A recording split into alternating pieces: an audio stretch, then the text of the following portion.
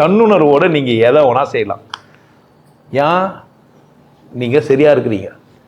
அப்போ நீங்கள் என்ன பண்ணலாம்? நீங்கள் திட்டுறீங்க, கான்சியஸாக இருக்கணும். நிறைய பேர் கோவம் வந்தோடனே நீங்கள் உங்களை மந்திருவீங்க, டிக்ஷனரி மட்டும் ஓப்பன் ஆகி ஸ்ட்ரெயிட்டாக போயிட்டு. ஆனால் ரெக்கார்ட் பண்ணி கேட்டேன்னா நான் பேசுனேன். நீங்கள் என்னாச்சு? தன்னுணர்வோட பேசலை. புரியுது என்ன சொல்கிறேன்ட்டு? ஒரு பாத்திரம் கூட நீங்கள் என்ன பண்ணல தன்னுணர்வோட. நிறைய பேர் டிவி போட்டு சாப்பிட்டு நிற்பான், உள்ள ஈ2 போய் வெளியே வந்துட்டு எலும்பு தான் சொல்லும் என்னான்ட்டு, டேய் சாப்பிட்டுக்கிறடான்ட்டு. எலும்பே சாப்பிடாது, ஒன்றும் பிரச்சனையே கிடையாது. மீன் குழம்புலாம் லைட்டு பாப் பண்ணிட்டு சாப்பிட முடியாது. ஏன்?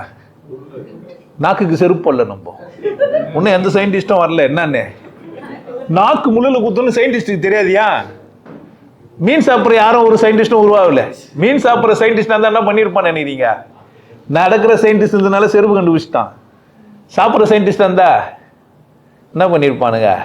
நாக்குக்கு ஏன்னா ஒரு டிவைஸை சொல்லிவிட்டு மீன் குழம்பை நிறைய என் பொன்னாடிக்கு சொன்னேன். இன்னைக்கு சப்பாத்தி செஞ்சால் சாப்பிட முடியல, கடிக்க முடியாது, ஒரு கப்பு போட்டுக்கிறேன். என் பொண்ணு சொல்கிறேன் சாப்பிட்டா தம்பாக்குதுன்றான். தொட்டி நூறுரூவா சாப்பிட்டா தாங்குது, அங்கே பல்லு டேமேஜ் ஆகுது இல்லை. என் பொன்னாடி தெளிவாக சொன்னேன், இப்போ நீ உஷாராயிட்டு. ஒரு காலத்தில் பல்லு இல்லாமல் ஆகிட்டு போகுது, மிக்சியில் போட்டு அரைச்சி குச்சிரு, ட்ரைனிங் எடுத்துக்கோ.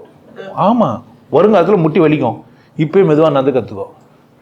புரியுதா என்ன சொல்கிறேன்ட்டு? ஓடி மட்டும் ஈஸியாக கற்றுக்கலாம். அப்புறமா பிற்காலத்தில் நினச்சாலும் உட்காந்து டக்குலாம் ஏந்துக்கலாம் முடியாது, வயசாகிடுச்சேனா. அதனால் இப்போ ட்ரைனிங் எடுத்துக்கோ. இப்போ என்ன பண்ண? தன்னுணர்வோடு இருந்தியானா மற்றவனுக்கு நடக்கிறதெல்லாம் பாரு. எல்லாம் செத்து போகிறானுங்க. சாவலாமா வேணாவன் நீ தான் முடிவு போகணும்.